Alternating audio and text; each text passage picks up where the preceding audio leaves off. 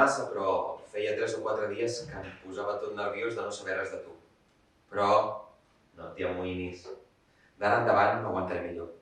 El diumenge 29 de gener a la tarda, al Teatre de l'Aliança Palmerenca, es va fer una lectura dramatitzada de les cartes entre el poeta Gabriel Ferrater i Helena Valentí. La representació va anar a càrrec dels actors Caral Casasayas i Andreu Rami, sota la direcció de David Pintor. Hola, em dic Helena Valentí. Tinc 20 anys.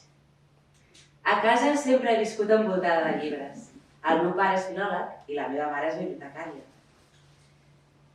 Soc barcelonina i tinc 2 germanes.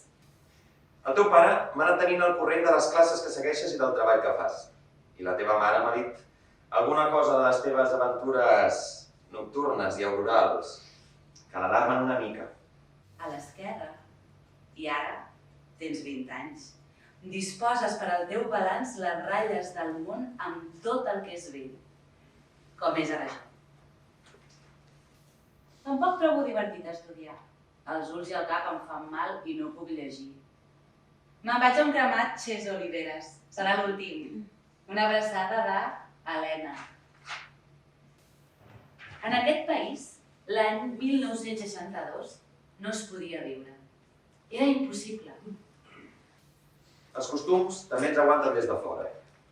Has pensat mai com els seria fàcil a les persones amb qui tractem engegar-nos a fer punyetes?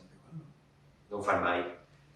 I és que ens accepten per hàbit, sense posar-nos en dubte. Avui ha estat un dia, encara que gris, molt agradable.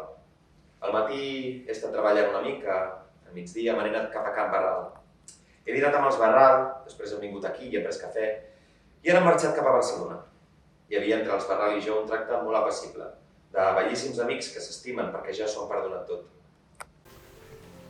A punt.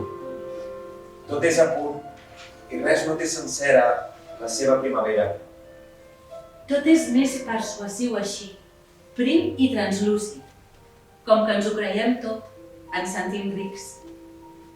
Feliços de gustar tots un sol gust, ens sembla que tastem futur.